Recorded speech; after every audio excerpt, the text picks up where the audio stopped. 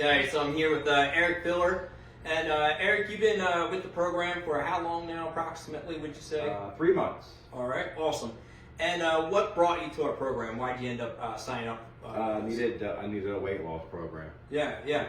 So what did you start out at weight-wise? 303 pounds. 303 pounds. Yes. And where are you down to now? 269. It's insane. Yeah. It's insane. 3 months. Well done. And how long have you tried to lose weight prior to coming to us? Years. Yeah. Years. And nothing worked, Years. right? Nothing worked. No. Yeah. No. So there's something else that you mentioned about the Mounjaro and some of the effects that were kind of surprise for you. And I think, I'll have you mention of that, but the one thing I want to put out there is Mounjaro's been studied for diabetes. During the studies, they found weight loss was one of the things that Mounjaro was able to cause, up to 20% of your body weight. They have not studied it for what we're going to talk about. So there is no research out there, at least none that I've come across, on Mounjaro for doing what it's doing with him. But I will say this, we've seen anecdotally multiple clients that are having the same experience that you're having. So go ahead and tell us what that is. My taste for alcohol has almost completely gone. Fridays and Saturdays would be no problem for me to drink 15 beers. I can't do that anymore.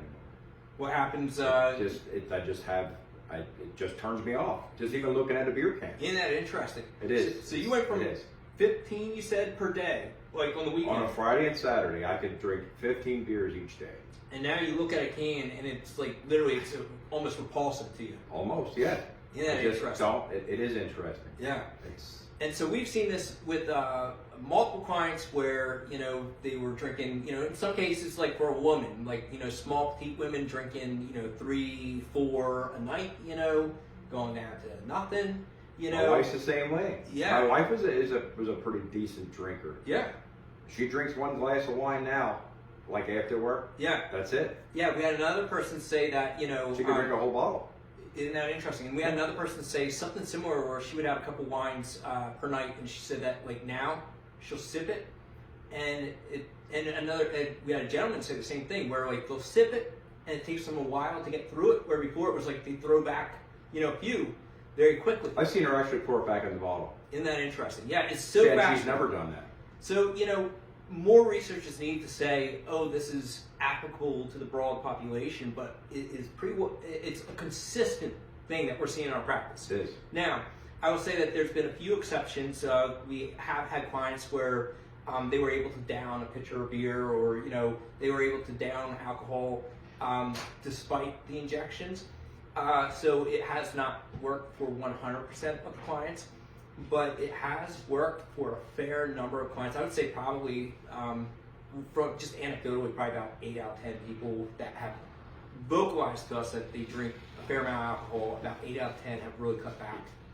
For us at our clinic, I think it's great. Yeah, it's amazing. So It is amazing. Yeah. So it's been a lot of fun working with Eric. He's been very open and honest with us about his journey. He's a great person to work with. So yeah, that's pretty much it. I don't know if Doc has any other comments or questions. Yeah, Eric is a husband of a friend, so Gian's husband. So I was very happy because he had a couple of things going on. We discussed about wellness that he had to address. One is smoking. The other one was drinking. And at the point, you would drink heavily, 10, 15 beers or something like that. Easy. Easy. Yeah. And that has been tremendous help for him to be able to not drink as much, or almost not drink at all at this point. That has prolonged his life. And one of the things about drinking beer is people don't realize it's empty calories. And all that stuff is going to your liver, alcohol damaging your liver, and on top of that, the carbohydrates are being converted to fat and being stored in the liver. I think you were diagnosed with fatty liver too. Yes. So hepatitis steatosis is a big cause of morbidity nowadays with cirrhosis. It's actually number one. It's not even just cirrhosis, it's a cause of cirrhosis, number one now. So NASH is a big deal. So we've helped Eric to deal with this. I'm very, very proud of what he's done so far. He has some place to go, some work to do, but we have plans for that. So yeah. Awesome. All right. Thanks a All lot. right, thank you, guys. Yeah, Thank thanks you. for coming out. Thank you. Yeah. We'll Thanks. get a more comfortable chairs.